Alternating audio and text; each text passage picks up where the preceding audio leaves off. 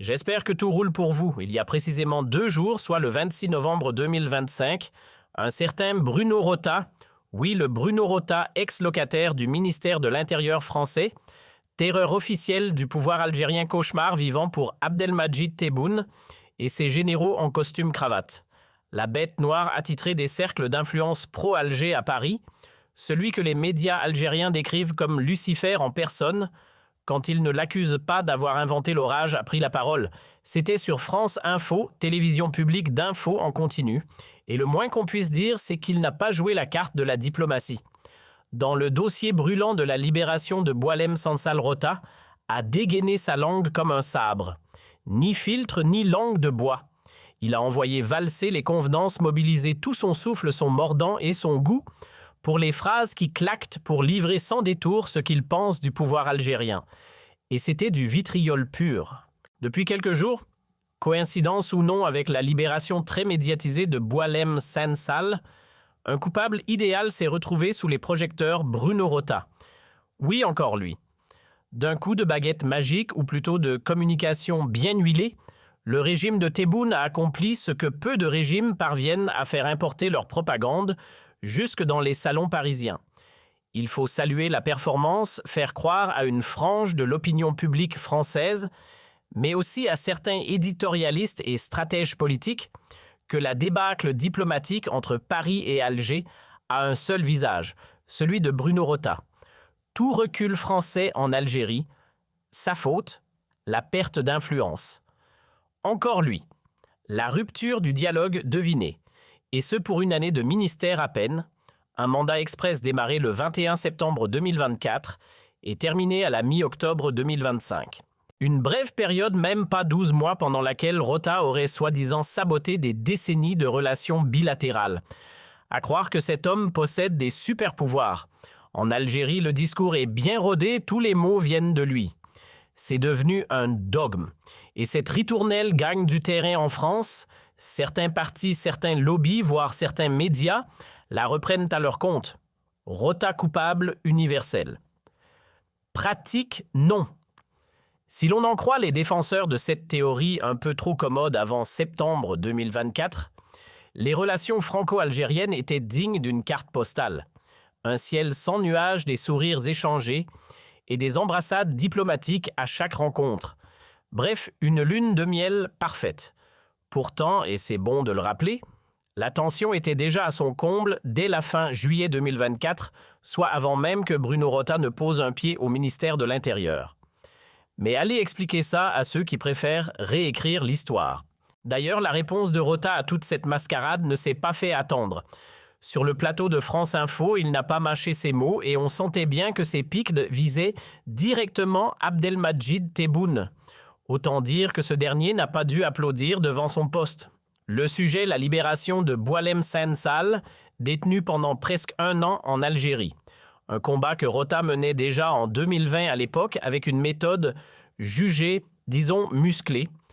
Et pour en parler, qui de mieux que l'intéressé lui-même invité du JT de 20h sur France 2. On s'est appelé, on va sûrement se revoir très bientôt. C'est un ami. Est-ce que vous pensez qu'il a nui à votre libération lorsqu'il était ministre de l'Intérieur? D'une certaine façon, oui. Il a tendu une perche au régime algérien, leur permettant de crier « Regardez-le, c'est notre pire ennemi ». Mais soyons honnêtes, que ce soit Rota ou un autre, ils auraient saisi n'importe quel prétexte pour faire la même chose. Oui, Boualem Sansal l'a laissé entendre, Bruno Rota aurait pu à un moment être un frein à sa libération, même s'il précise dans la foulée qu'ils sont amis. Ambigu sans doute. Mais écoutez bien la suite, Boualem conclut en disant que Bruno, ou pas Bruno Alger, aurait très probablement réagi exactement pareil. L'ennemi idéal, il l'aurait trouvé ailleurs s'il avait fallu. Et que dit Rota en retour? Qu'il a discuté longuement avec Sansal et qu'ils doivent bientôt se retrouver. Puis il lâche une bombe.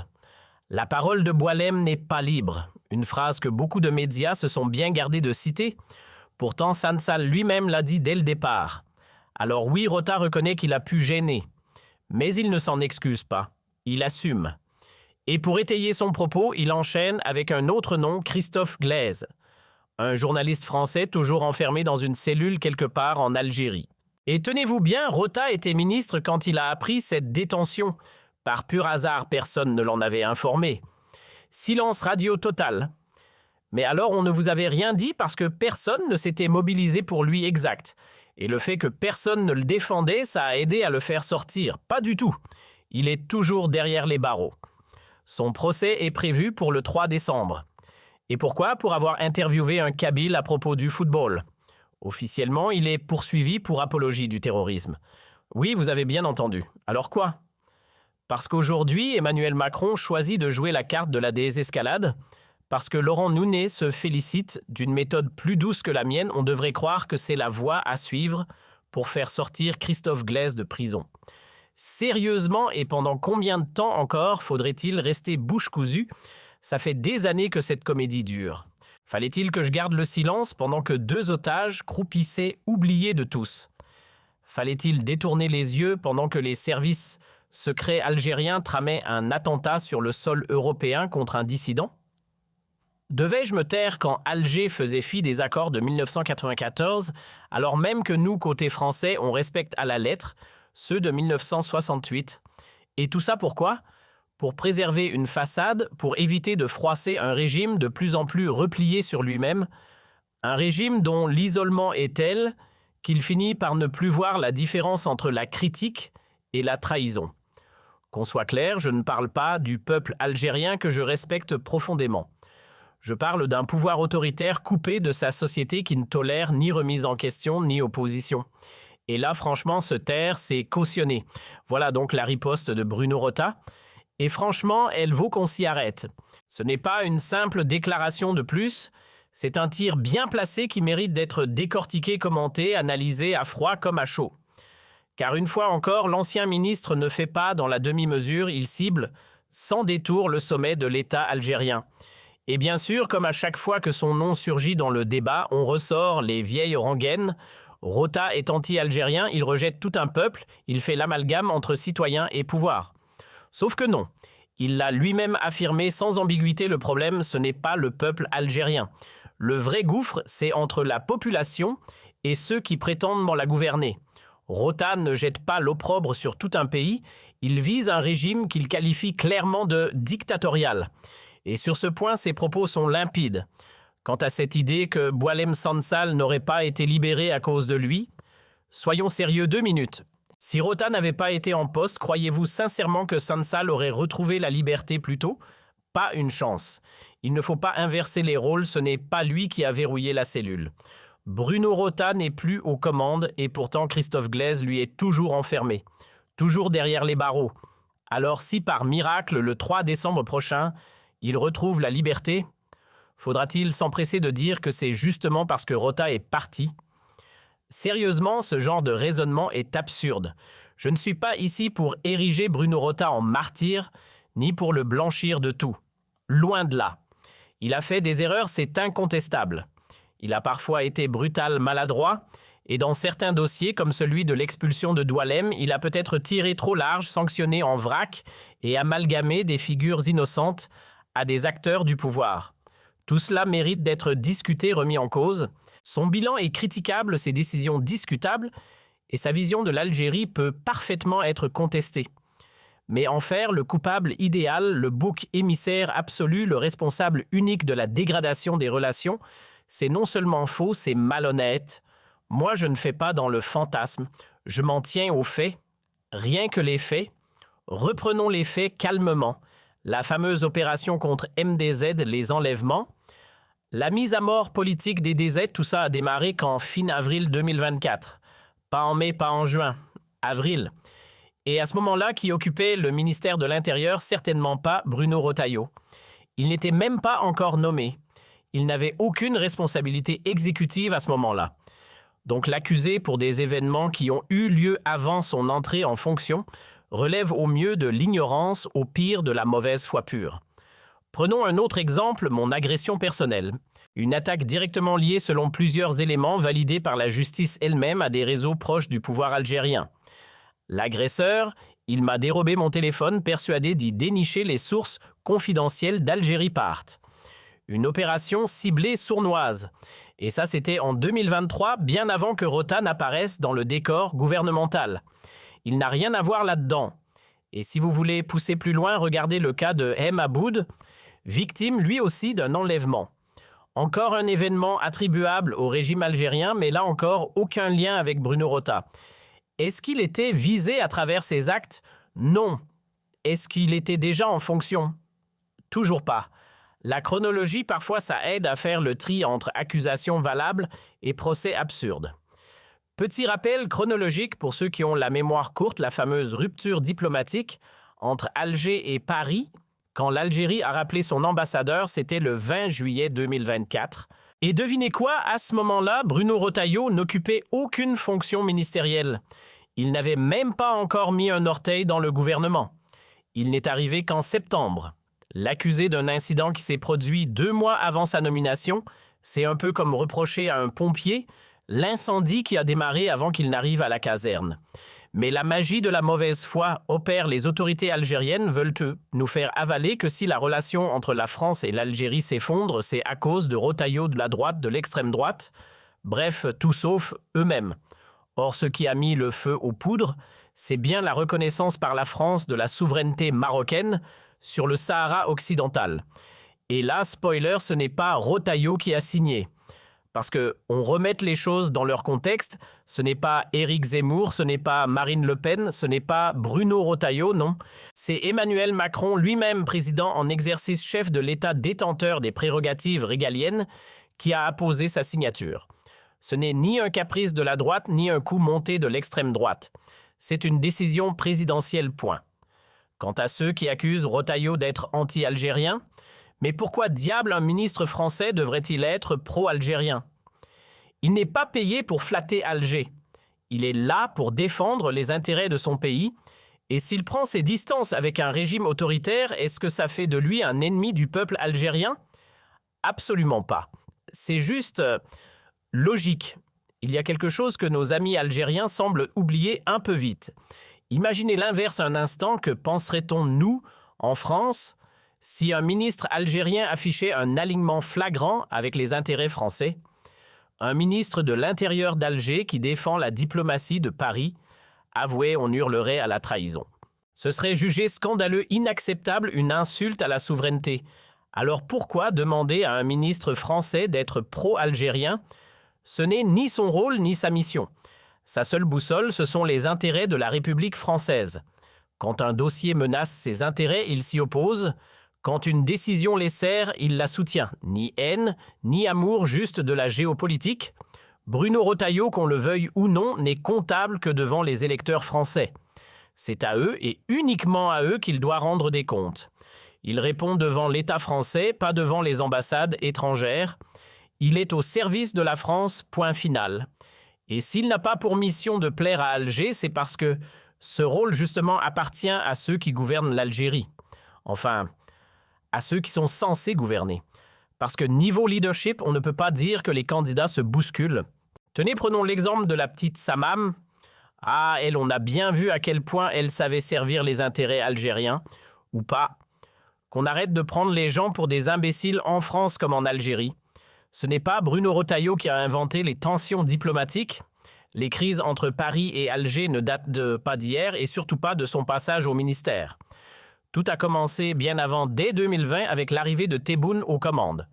Premier signe de friction, l'Algérie rappelle son ambassadeur. Et pourquoi?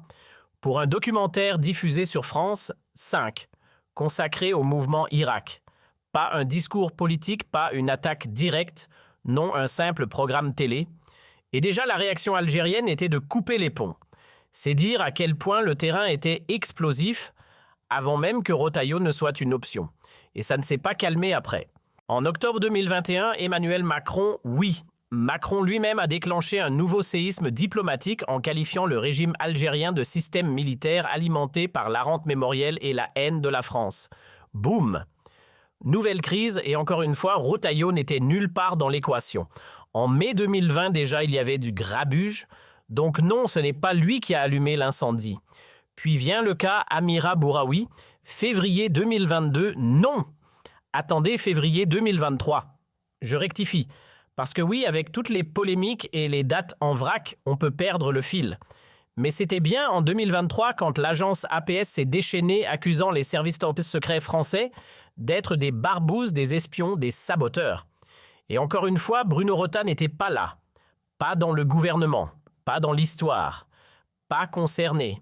Ce sont les faits et ils ont le mérite de remettre un peu d'ordre dans la propagande. À cette époque-là, le torchon brûlait déjà entre Alger et Paris. Une vraie tempête diplomatique. L'Algérie furieuse avait rappelé son ambassadeur. Une crise qui a traîné pendant 2 à 3 mois, jusqu'à ce que Macron décroche enfin son téléphone et accepte de discuter. Tout le monde s'en souvient. Ce n'était pas une broutille, c'était un clash de haut niveau. Et dans ce joyeux chaos, il faut rappeler une chose, en février 2023, une dépêche de l'agence officielle APS est tombée, et elle était aussi subtile qu'un missile. On y lisait noir sur blanc que la DGSE française, autrement dit les services de renseignement, était accusée d'être une bande de barbouzes complotants pour livrer des armes aux opposants algériens, semer le chaos, voire même fomenter une guerre civile. Oui, rien que ça. C'était écrit noir sur blanc, publié officiellement. Et pourtant, certains osent encore insinuer que tout ça, c'était à cause de Bruno Retailleau-Allon. Il n'avait rien à voir dans l'histoire. Ce n'est pas lui qui a lancé ces accusations délirantes. C'était une attaque dirigée contre l'appareil d'État français. La cause, la fameuse exfiltration d'Amira Bouraoui qu'Alger impute à la DGSU. Mais encore une fois, Rota n'était même pas là. Amira Bouraoui, rappelons-le, est de nationalité algérienne. Mais elle possède aussi la nationalité française et comme tout citoyen français confronté à un danger à l'étranger, elle a bénéficié d'une assistance consulaire. Rien de plus, rien de moins. Et cette aide, elle l'a reçue du Consulat général de France en Tunisie, pas sur Mars, pas dans une base secrète. Juste un consulat comme il en existe partout. Mais voilà, côté algérien, on a préféré s'enflammer.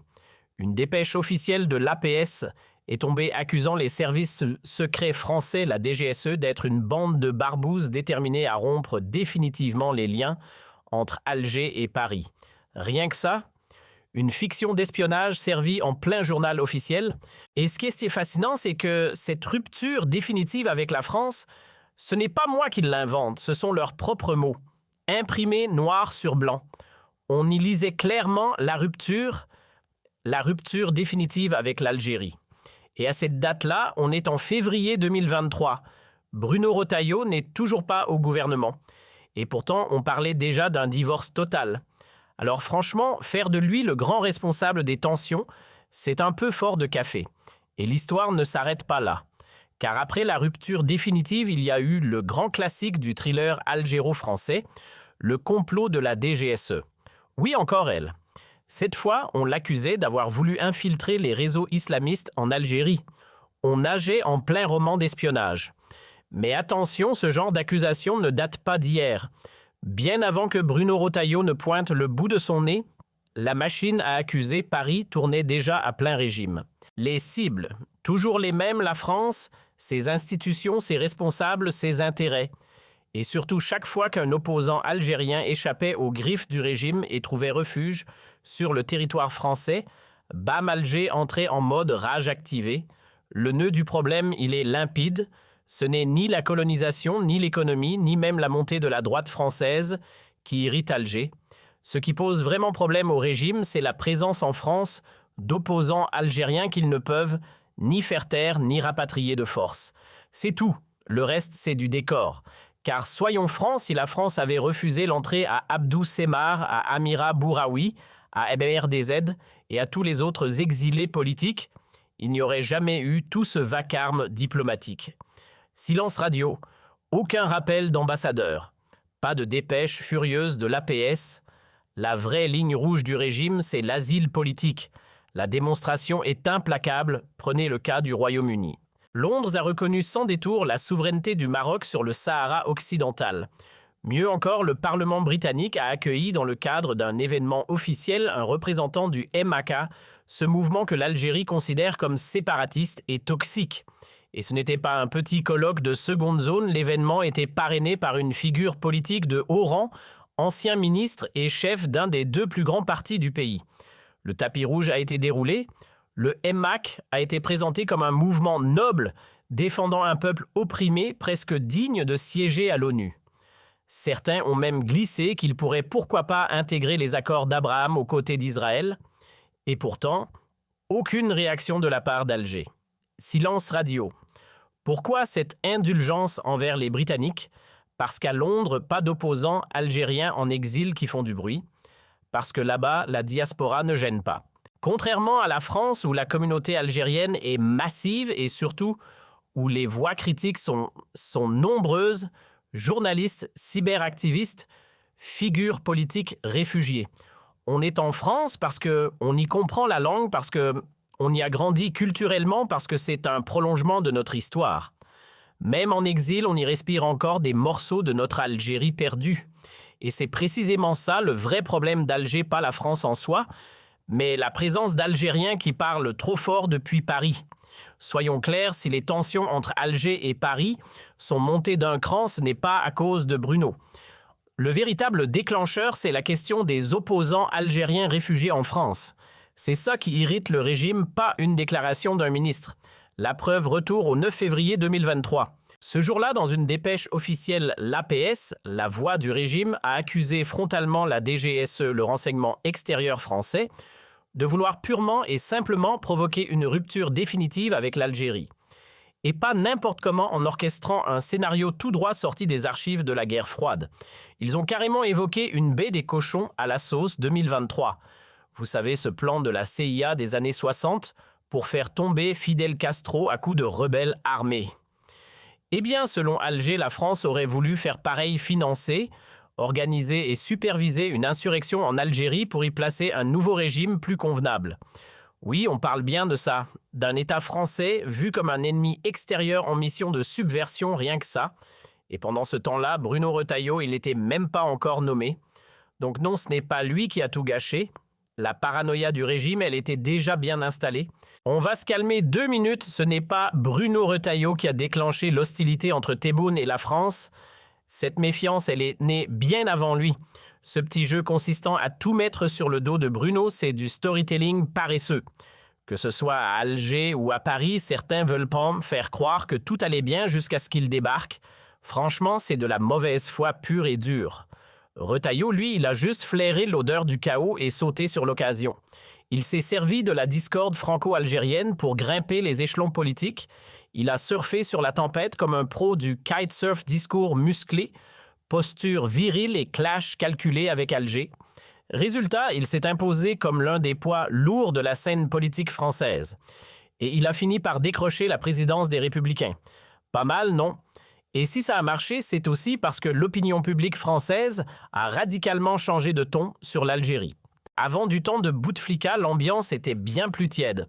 Moins de méfiance, moins de critiques. Aujourd'hui, beaucoup de Français ne supportent plus ce qu'est devenu le régime algérien. Ils le jugent autoritaire, agressif, provocateur. Et Retailleau malin comme un singe a su capter cette frustration collective pour en faire un tremplin politique. Depuis que Tebboune est aux commandes, il ne s'est pas passé une année sans qu'une crise diplomatique n'éclate, comme un feu d'artifice mal contrôlé. En à peine 4 ans, c'est déjà le 4e rappel d'ambassadeur. Et pendant ce temps-là, on matraque les oreilles du peuple avec un discours anti-français bien huilé. Les influenceurs algériens sont mobilisés comme une armée de réserve numérique, répandant leur venin contre la France et les exilés algériens qui y ont trouvé refuge. Les plateaux télé algériens devenus les caisses de résonance d'une haine assumée. On parle même de rayer le français de la carte linguistique comme si c'était un virus à éradiquer. Et les entreprises françaises, elles ont droit à du chantage pur et dur version officielle. Et après tout ça, on vient pleurnicher qu'en côté français, l'ambiance tourne à l'orage. On s'étonne que certains développent un rejet de l'Algérie, c'est un peu fort. Quand tu souffles en permanence sur les braises, faut pas s'étonner de voir les flammes. Tebboune joue les incendiaires, puis s'habille en victime. Pourquoi tant de haine? Pourquoi cette hostilité? Mais mon cher président, as-tu regardé le miroir récemment? C'est toi qui as tendu la corde, qui as crispé les relations, qui as injecté une dose de brutalité dans un dialogue déjà fragile. Alors non, ne fais pas l'innocent des tensions entre Paris et Alger. Bien sûr, il y en a toujours eu. Mais avant, c'était des clashs à durée limitée, des bisbilles qu'on arrivait encore à éteindre avant qu'elles ne dégénèrent. On se chamaillait, on se réconciliait la routine, quoi. Mais là, on a franchi un cap historique. Plus de 18 mois sans ambassadeur algérien à Paris. Du jamais vu depuis l'indépendance. Le dialogue est rompu, le malentendu est devenu permanent, et c'est sous Tebboune que tout s'est envenimé. Soyons clairs, si on cherche un nom à coller en haut du dossier responsable de la dégringolade, il s'écrit en lettres capitales ABDELMADJID. Bien sûr, côté français, il y a aussi des champions de la provocation des figures politiques et médiatiques qui ont soufflé sur les braises. Mais le premier à avoir allumé l'incendie, c'est lui. Le point de départ, c'est lui. Le chef d'orchestre de cette cacophonie diplomatique, c'est toujours lui. Et quiconque essaye de nous faire croire l'inverse, franchement, il nous prend pour des jambons. Ou il joue un jeu bien hypocrite. Jeu bien